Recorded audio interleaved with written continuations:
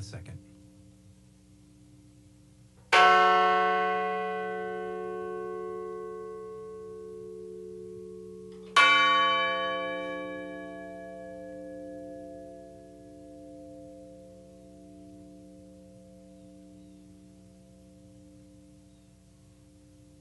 Donald Arthur Peterson.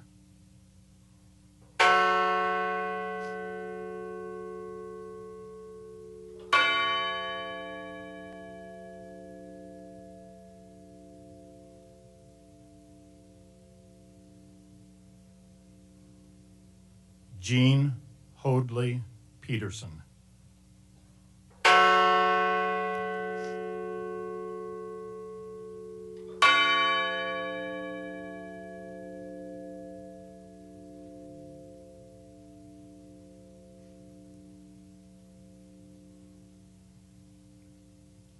Mark David Rothenberg.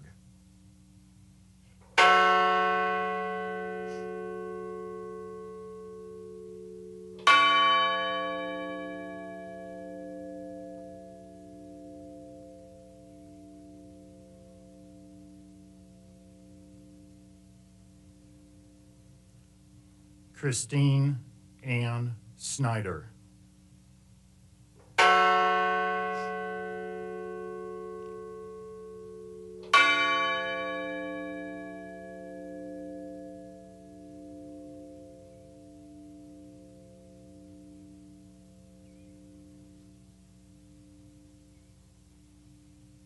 John Talagnani.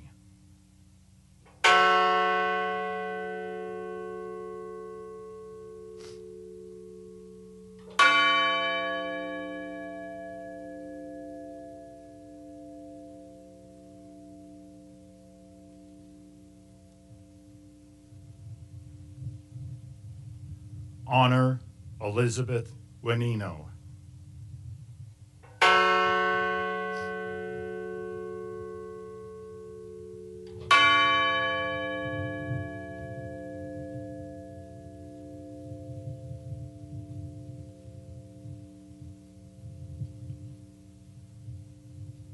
Deborah Jacobs Welch.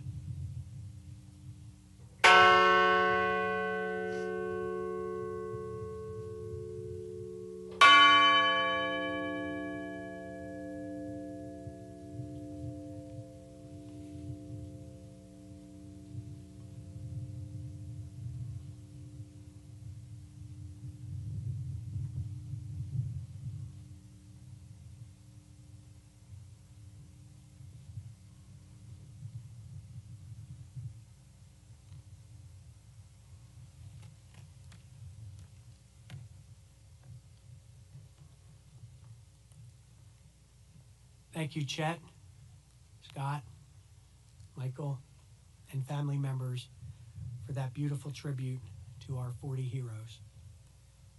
At this time, let us join together in spirit for a moment of remembrance and solitude by offering an interfaith prayer of resiliency, healing, and peace. Leading our invocation will be Reverend Robert J. Way. Pastor Bob, as he is better known, was a new pastor at the Good Shepherd Lutheran Cooperative in Shanksville, Pennsylvania on September 11, 2001. He provided comfort and counsel to local community members and went on to serve as a volunteer ambassador here at the memorial and on the task force that helped develop this beautiful landscape you see here today. Reverend?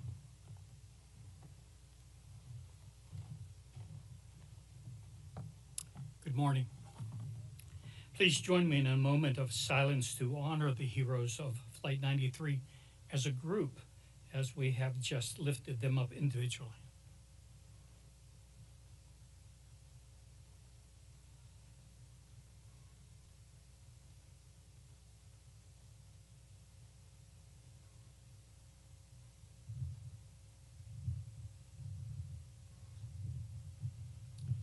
Thank you. Approximately 23 years ago, a collaborative group of stakeholders, including local community members, first responders, government officials, and representatives from the Flight 93 families gathered to discuss erecting a memorial to honor the 40 individuals who heroically fought against terrorists to prevent further loss of life. Our deliberations centered on creating a lasting tribute that would honor both their immediate sacrifice and as an enduring legacy of these courageous individuals. We extend our gratitude to Paul Murdoch for bringing our vision and our mission to fruition. What was once a common field is now a field of honor. It is our privilege to continue moving forward to preserve and nurture this hallowed place, hallowed not by us, but by the lives of your loved ones. When Adam Schaefer invited me to return and speak, I earnestly accepted the opportunity to continue in that mission and to further establish the vision of this field as a place of healing. Looking back, we might think that the healing began with the excavation and the repair of the land at the crash site. But even that beginning had a deeper intent, that what we would ultimately accomplish would be to transform minds and to mend, to heal broken hearts and broken spirits. You see, from the memorial grove of trees with its sense of a diverse unity to the diverse species of wildflowers that grow and change from spring to fall in the fields behind us, from the small but noticeable changes to the landscape here, which we refer to as the bowl, which I've always envisioned as hands cupped to embrace all who enter, to this memorial wall with its design, signifying again the connectedness of individuals. The wall continues to bring many people together as a family. The vision is one of bringing us face to face with the acknowledgement that life, true life, is experienced in this place. So I ask you to join with me in a moment of silence, a moment of reflection.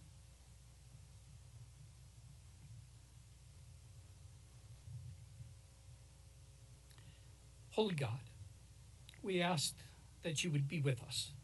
We invoke your presence upon us. Each and every time we gather wishing to learn more about ourselves. Comfort us as we espouse the ideal that hope lives within each of us. Be with our families as they continue to mourn even after many years, because loss is always loss.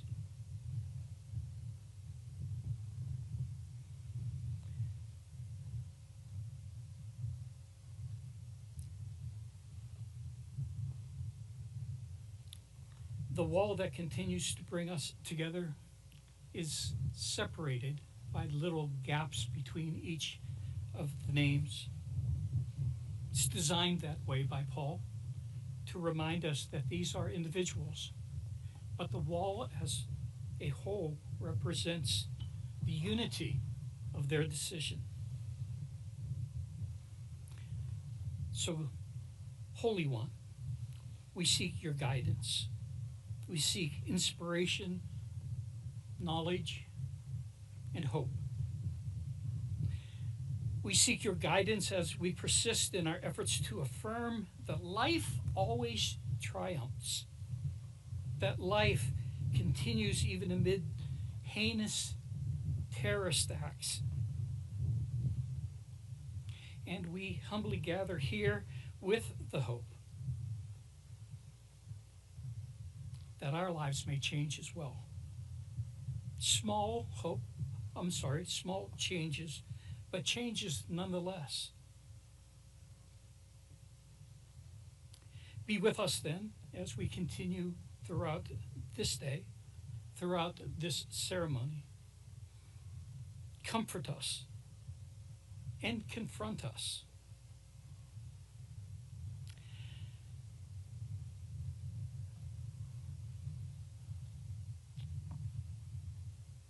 The philosopher John Stuart Mill once said, I won't quote, I don't know his exact words, but it went something on this order.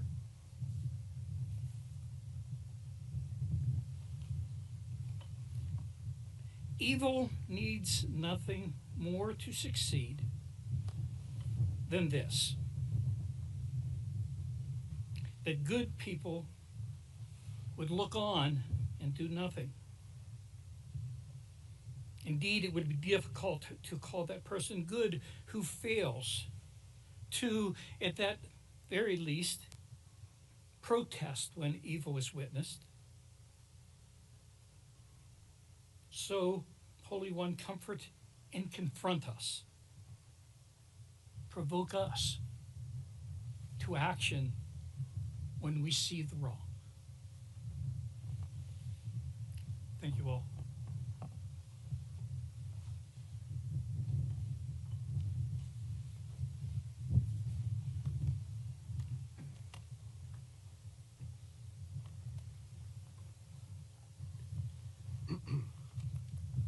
Thank you, Reverend Way.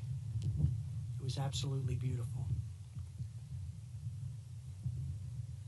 The 40 brave men and women aboard Flight 93 were among other heroes to emerge on that tragic day. One does not have to look far to inspiring stories of tremendous strength and resiliency in the face of terror.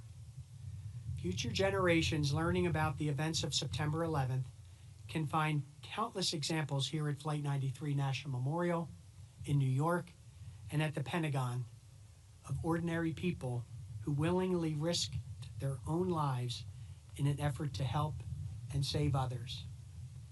Their actions on that morning and the days that followed represent the very best of humanity, and we are forever grateful for their acts of courage.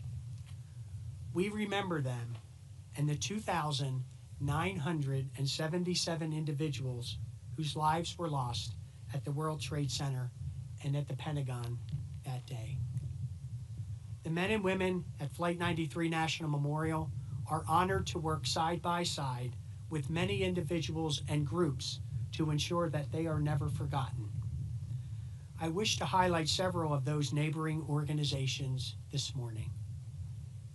Patriot Park honors the 7,072 American service members who gave their lives in the global war on terror. While the Remember Me Rose Garden, a beautiful living tribute to the passengers and crew members of Flight 93, furthers our collective efforts to honor the 40 heroes. A visit to these sites provides additional opportunities for visitors to Flight 93 National Memorial to pay tribute to America's heroes. And finally, the September 11th National Memorial Trail. Founded by David Brickley, who is joining us this morning, this trail, ladies and gentlemen, this trail brings walkers, runners, and cyclists to this site as part of a 1,500-mile system which connects the three 9/11 attack sites. We thank David and all of our partners for their efforts in developing new ways to pay tribute to those lost in the terrorist attacks of September 11th. We thank these proud and patriotic organizations and local businesses who go above and beyond year-round at the memorial. Individuals like local business owner Danny Dively have exhibited tremendous pride and craftsmanship across the memorial and are greatly appreciated by staff, volunteers, and visitors. Danny and his wife Annie are joining us this morning for this very special ceremony, and for that, we are grateful. The dedicated work of so many ensures that the legacy of September 11th is carried on to the next generation forever.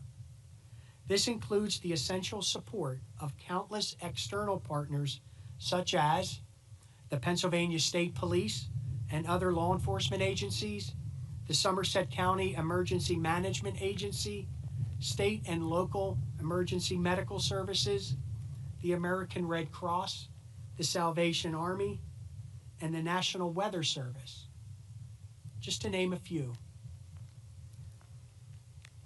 Every day, ladies and gentlemen, they work hand in hand with the National Park Service every year to conduct this beautiful memorial observance.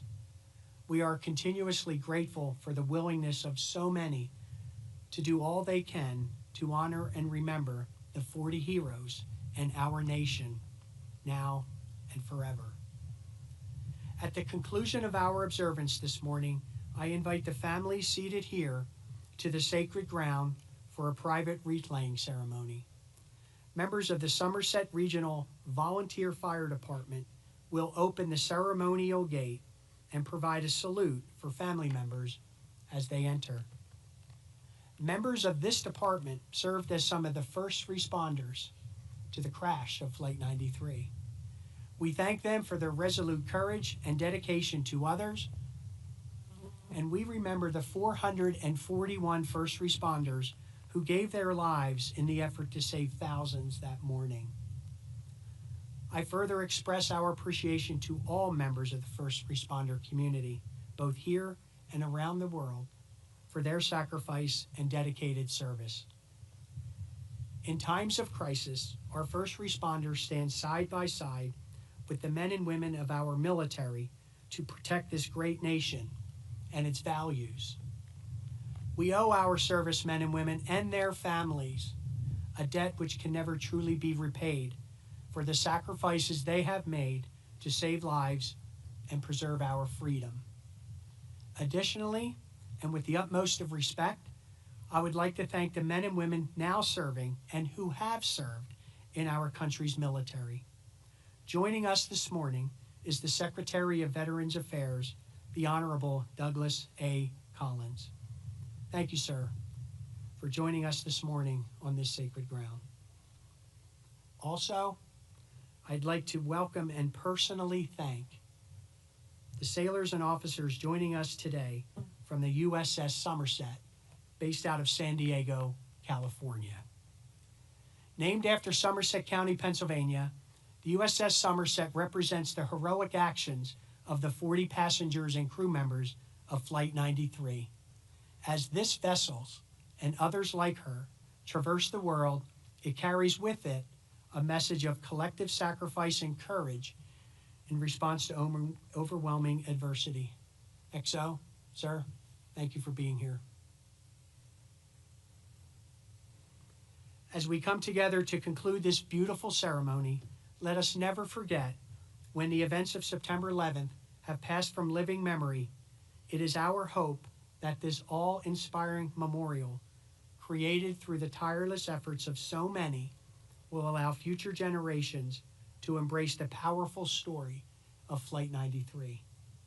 As life continues to grow here in this beautiful field of honor, so does our hope that future generations will learn of the extraordinary actions of 40 ordinary people and be inspired to act with the same unity and courage to face their own challenges today and forever. Thank you.